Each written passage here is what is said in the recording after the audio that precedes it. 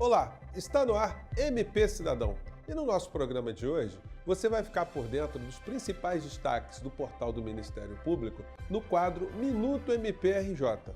Nossa equipe acompanhou o evento do MPRJ que discutiu as relevantes inovações processuais que poderão ensejar maior eficiência na concretização dos direitos fundamentais através da implementação de políticas públicas. Aqui no estúdio, eu vou receber a Procuradora de Justiça, Ana Maria de Masi, ela que é coordenadora do Centro de Mediação, Métodos Autocompositivos e Sistema Restaurativo, o CMEAR do MPRJ. Eu vou receber também o desembargador César Felipe Cury, que é presidente do Núcleo Permanente de Métodos Consensuais de Solução de Conflitos, o NUPEMEC do TJRJ. Está no ar para todo o Brasil, MP Cidadão, o Ministério Público mais perto de você.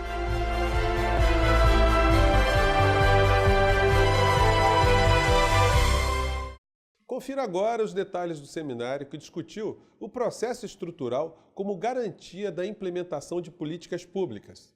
O Ministério Público do Estado do Rio de Janeiro, por meio do Instituto de Educação e Pesquisa, o IEP, e do Centro de Apoio Operacional das Procuradorias de Justiça, o CAU Procuradorias, promoveu no auditório do edifício sede o evento O Processo Estrutural como Garantia da Implementação de Políticas Públicas. O evento aborda relevantes inovações processuais que irão trazer maior eficiência na concretização dos direitos fundamentais através da implementação de políticas públicas. Estiveram presentes a Corregedora-Geral do MPRJ, Luciana Safa Silveira, o diretor do IEP, Leandro Silva Navega, além da idealizadora do evento, a coordenadora do CAU Procuradorias, a Procuradora de Justiça, Maria da Conceição Santos. É importante ressaltar que o tema proposto para a nossa reflexão nessa manhã é importante porque abre ao Ministério Público a oportunidade de trabalhar a representação da sociedade nas suas atuais demandas, muitas delas circunscritas à implementação de políticas públicas pelas deficiências estruturais do Estado, onde o Ministério Público passa a refletir sobre a abertura e propositura de outros agentes e outros atores no desenvolvimento desses processos coletivos que, sabidamente, guardam interesses da maior relevância social. O mediador dos painéis foi o promotor de justiça Robson Renault Godinho. Os palestrantes foram o desembargador do Tribunal de Justiça do Rio de Janeiro, Alexandre Freitas Câmara, o professor da Escola de Magistratura do Estado do Rio, Felipe Marçal, e o procurador regional da República, Sérgio Arinhart. Eu acho que esse evento é muito importante porque ele foca num assunto que para nós do Ministério Público é extraordinariamente importante hoje em dia, que é aquilo que a gente chama de litígios complexos e processos estruturais. O que é isso?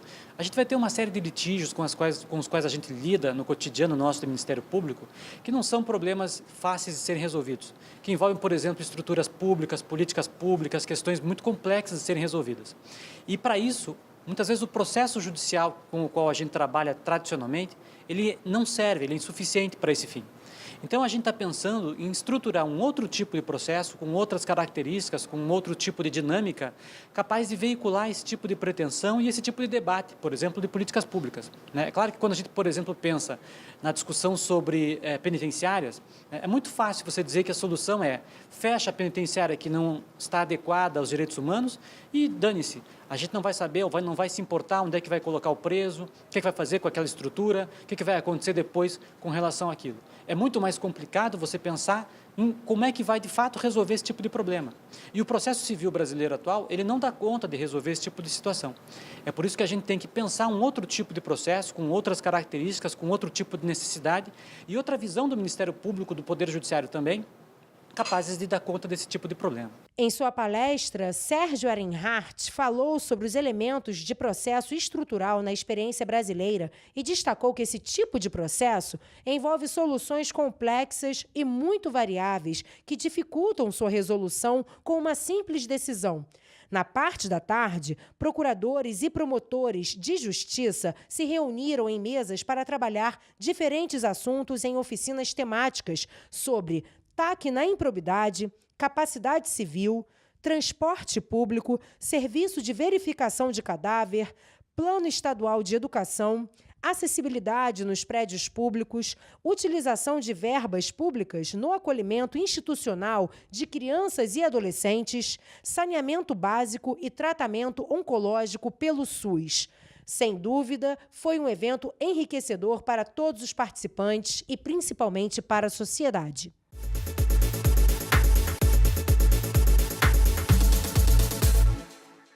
E agora nós vamos saber quais são os principais destaques do portal do Ministério Público no quadro Minuto MPRJ. É com você, Patrícia. Tudo bem, José Fernandes? Vamos para o primeiro destaque do site do Ministério Público do Rio de Janeiro. O MPRJ apurou que o governo do estado está investindo cada vez menos na área da saúde. O promotor de justiça Daniel Lima Ribeiro apresentou à justiça relatório comprovando que o governo do estado aplicou 4,2% da sua receita no setor até junho de 2018, com previsão de 5% até o final do ano.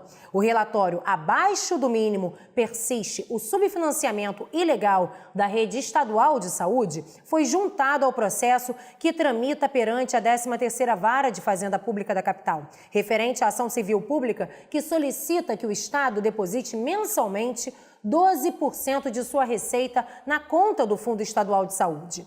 E o MPRJ, por meio do Grupo de Atuação Especial de Combate ao Crime Organizado, GAECO, realizou a segunda fase da Operação Web.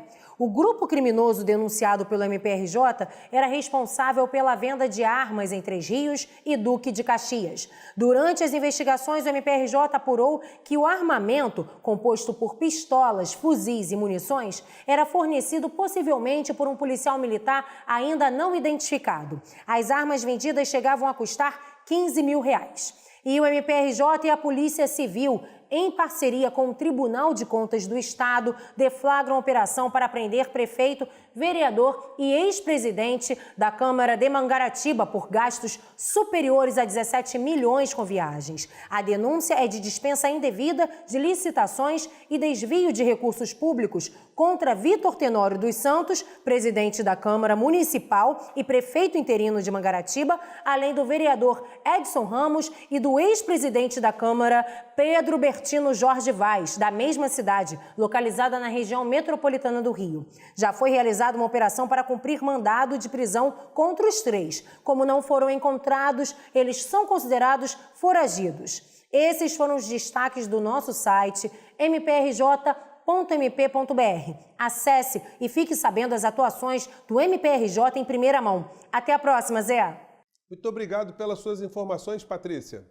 E esse foi o quadro Minuto MPRJ. A gente vai fazer agora um pequeno intervalo, mas você não saia daí porque o MP Cidadão volta já já.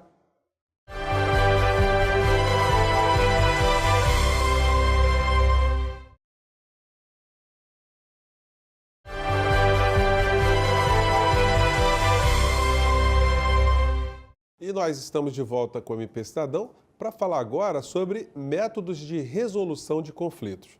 Para debater o assunto, nós convidamos a Procuradora de Justiça, Ana Maria de Masi, ela que é coordenadora do Centro de Mediação, Métodos Autocompositivos e Sistema Restaurativo, o CMEAR do MPRJ. Eu recebo também o desembargador César Felipe Cury, que é presidente do Núcleo Permanente de Métodos Consensuais de Solução de Conflitos, o NUPEMEC do TJRJ. Sejam muito bem-vindos e hoje nós vamos começar o nosso programa com o quadro Povo Fala. E a primeira pergunta que nós vamos passar aqui para os nossos convidados de hoje é de Amanda Borges, que é estudante. Vamos lá.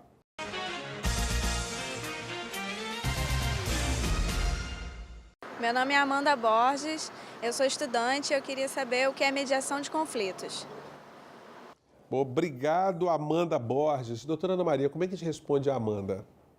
A gente responde, Amanda, que o método autocompositivo é uma forma de solução de conflitos na qual uma terceira pessoa chamada mediador, devidamente capacitada nas técnicas de comunicação não violenta, de facilitação de diálogos, auxilia as pessoas envolvidas em um conflito para que elas mesmas consigam elaborar uma solução com a qual elas consigam conviver. Né? O mediador, ele atua aí como agente facilitador, como uma ponte que reconstrói diálogos, que ajuda as pessoas a voltarem a terem uma via de comunicação para que elas possam resolver a questão da qual elas fazem parte.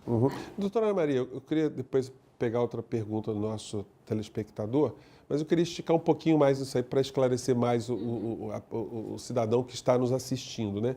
Como é que surge uma situação onde vai desembocar exatamente no trabalho que a senhora está fazendo?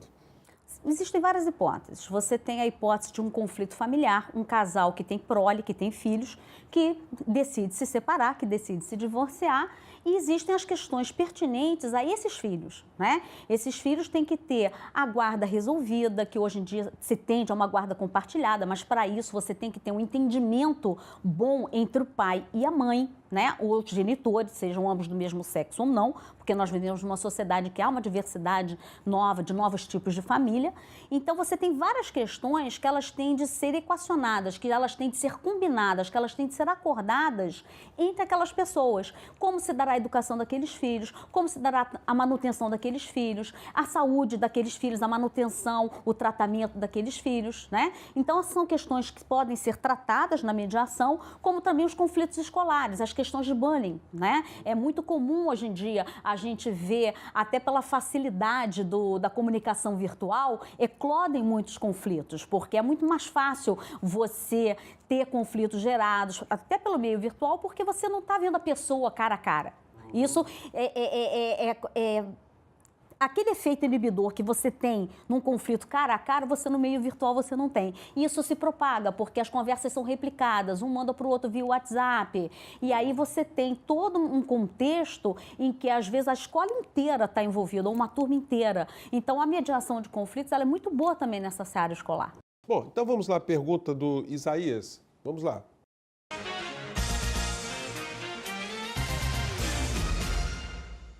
Qual a diferença do mediador de conflito para a turma do deixa disso? Acho importante diferenciar. Obrigado. Doutor César, com o senhor essa resposta. Bom, a pergunta é muito pertinente do Isaías, né? Na verdade, nós temos um instinto, uma intuição de, quando nós não estamos envolvidos em um conflito, buscar reaproximar as partes, acalmar as pessoas envolvidas, acalmar os ânimos e tentar fazer com que as pessoas envolvidas em qualquer tipo de divergência cheguem a um acordo, cheguem a um entendimento. Isso é muito intuitivo, principalmente do latino, do brasileiro. O mediador de conflitos, ele vai trabalhar na construção do consenso a partir da principal ferramenta que nós temos para isso, que é o diálogo.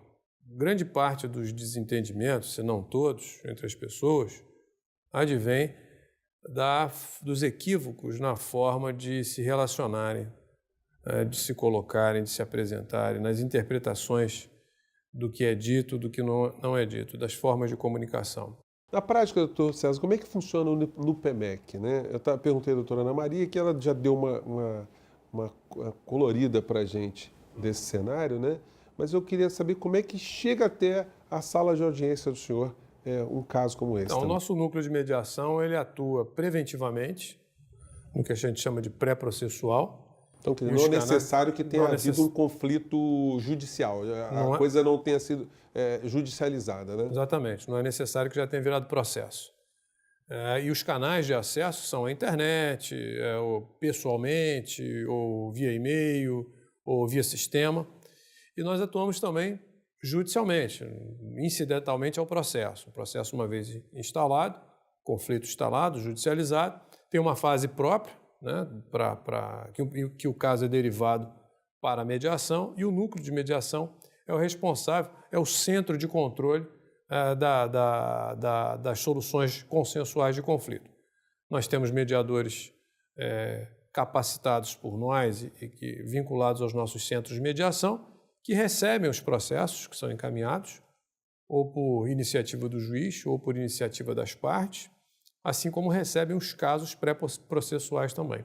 A gente também conta com uma rede de apoio de solução de conflitos, com câmaras privadas especializadas em solução de determinados tipos de conflitos, com mediadores autônomos, escritórios de mediação, e com mediadores comunitários. São agentes que são treinados pelos nossos instrutores, estão inseridos em determinadas comunidades, num centro comunitário, também praticam lá, dando mais capilaridade a essa rede, buscando prevenir, tratar e solucionar conflitos nos mais diversos temas. Olha, o programa está muito bacana, um programa que está tratando de uma ferramenta extraordinária. A gente vai fazer agora um pequeno intervalo, mas a gente volta já já com o nosso MP Cidadão. Não saia daí.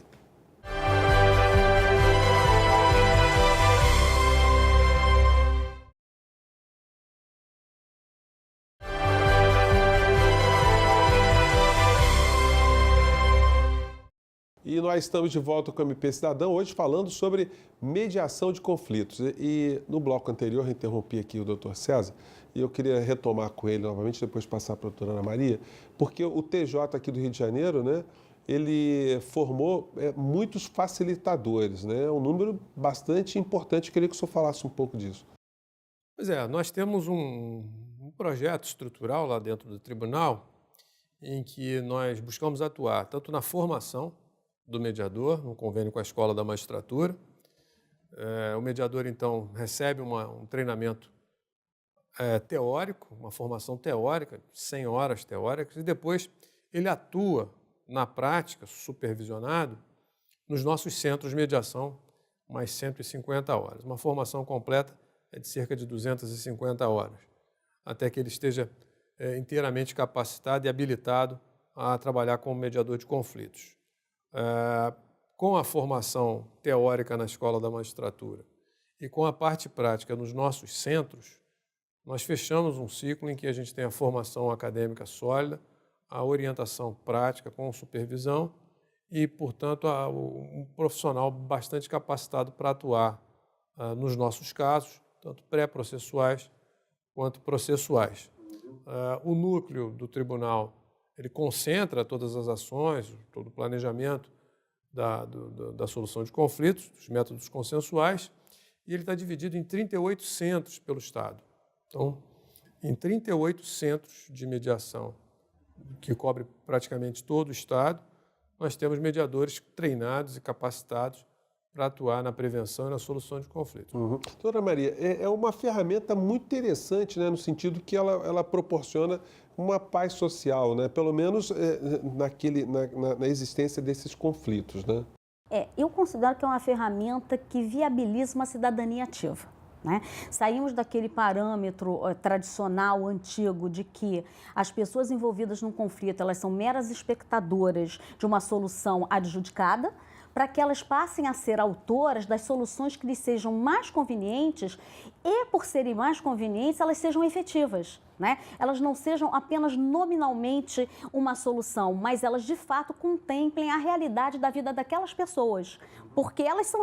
Você que está vivendo uma situação, você, mais do que ninguém, sabe qual é a melhor solução com a qual você vai conseguir conviver. A solução que se chega num processo de mediação não é a chamada solução ideal. É aquela solução que é possível, nas circunstâncias na qual aqueles mediandos estão, de construírem uma solução com a qual eles possam viver, para que aquele acordo seja efetivo e eficaz. A senhora acha que esse método ele pode funcionar muito bem no Brasil? Porque o cidadão ele tem sempre a expectativa que o Poder Judiciário, né, que vai resolver um conflito, né? Ele, quando vai ao núcleo, né, ele tem a expectativa que ele terá uma decisão judicial, que tem uma força superior. Qual é a visão que a senhora tem? Nós fizemos uma transição do século XX para o século XXI, né? Do segundo para o terceiro milênio. Como a Constituição do Brasil de 88, ela foi uma Constituição, a primeira Constituição depois de um grande período ditatorial, é uma Constituição que ela procura assegurar o máximo de direitos. E assegurar o acesso ao judiciário era algo realmente muito importante e vital naquele momento. Só que a concepção de acesso à justiça, a uma solução adequada, ela vai muito além de que acesso propriamente ao judiciário.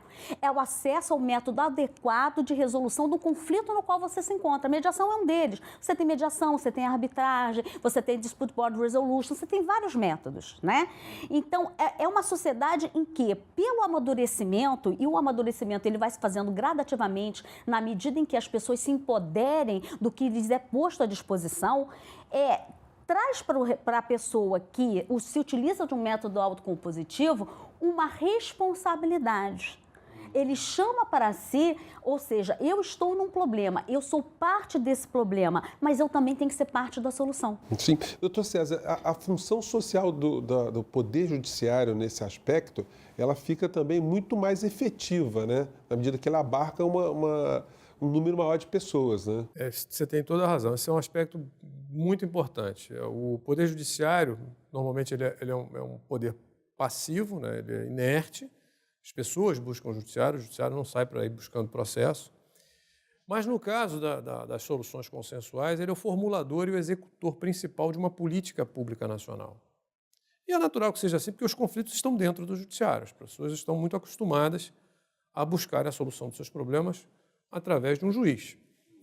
O que é importante notar nesse fenômeno, que é uma mudança de paradigma, como a doutora Ana mencionou muito bem, é que nós saímos de uma posição em que nós nos dirigimos a um terceiro para dele tentar uma solução, e nós saímos de uma posição de competição para ver quem ganha. Porque numa decisão judicial, normalmente há um vencedor e há um perdedor. Normalmente não se tem um empate. Nós saímos dessa dupla posição para um outro paradigma em que as pessoas constroem juntas a sua solução, entendendo que melhor do que defender uma posição é alcançar um interesse que seja factível para ambos. Quer dizer, a gente sai da posição ganha-perde ou perde-ganha para uma posição ganha-ganha, né? Agora, isso é um aprendizado, é uma conquista civilizatória, é uma conquista de cidadania, porque nós transferimos a responsabilidade, ou recuperamos a responsabilidade que antes entregávamos para um juiz, para nós mesmos. Ainda não fazemos isso sozinhos, mas com o auxílio de um terceiro neutro, um facilitador capacitado nas técnicas de negociação, de diálogo, de comunicação propositiva, para então identificarmos o que é uma mera posição, um posicionamento rígido, inflexível, que não consegue enxergar perifericamente, para aquilo que é o meu real interesse. Então, numa situação de conflito, as pessoas normalmente se aferram a posições que remetem ao passado, ou por raiva, ou por mágoa, ou por vingança, sentimentos presos ao passado. Quando eu identifico qual é o meu interesse, é natural abandonar essa posição e buscar aquilo que me favoreça. Mas eu só consigo fazer isso, e aí talvez seja o grande segredo da mediação de conflitos, quando eu reconheço que o outro deve ter a mesma postura. Ou seja, para que ambos alcancem uma posição, saiam de uma posição rígida e construam junto uma nova situação que lhes seja confortável, é natural que ambos tenham que estar nesse mesmo plano. Doutora Maria, para a gente terminar esse bloco, esse programa de hoje, né, que a gente vai cuidar mais desse assunto um pouco mais à frente, né? É necessário também que haja alguma reformulação no direito, alguma reformulação legislativa, ou o que nós temos hoje pode tranquilamente abarcar esse trabalho que vocês estão desenvolvendo? Não, acho que a gente hoje em dia já tem um panorama bem positivo nesse sentido, ao contrário de quando nós começamos, né, na divulgação dessa política pública, que nós começamos, eu pelo menos comecei com isso em 2005. Esses métodos começaram a chegar ao Brasil década de 90, final da década de 90, início dos anos 2000, embora eles já tivessem começado nos Estados Unidos na década de 70, 1970. Nós já temos o Código de Processo Civil, nós temos o Marco Legal da Mediação, nós temos as resoluções do CNJ, as resoluções do CNMP, todas elas visando que se torne efetiva essa política pública de autocomposição, porque isso gera cidadãos mais responsáveis, né? Gera pessoas mais cientes da sua conduta, do seu comportamento. Você sai daquela posição que era uma posição tradicional, que a gente já colocou aqui, de espectador, que eu tenho um problema, alguém tem que dar a solução. Não, eu tenho um problema, esse problema me diz respeito de perto, eu tenho que gerir esse problema, eu tenho que ter uma solução para esse problema. E a partir do momento que a pessoa faz isso, ela se torna também um cidadão melhor.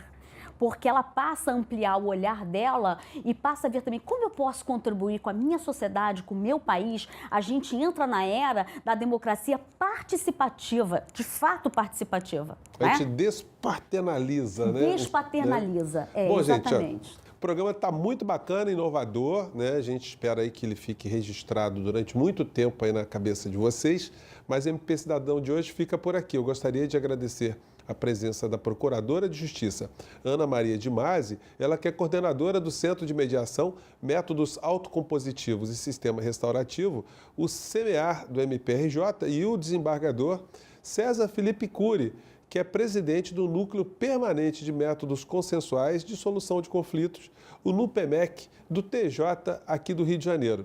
E você também pode nos acompanhar através das nossas redes sociais, mandar críticas, sugestões para o nosso e-mail que está aparecendo aí na base do seu vídeo. E a gente se encontra na próxima semana e em mais um MP Cidadão. Forte abraço e até lá!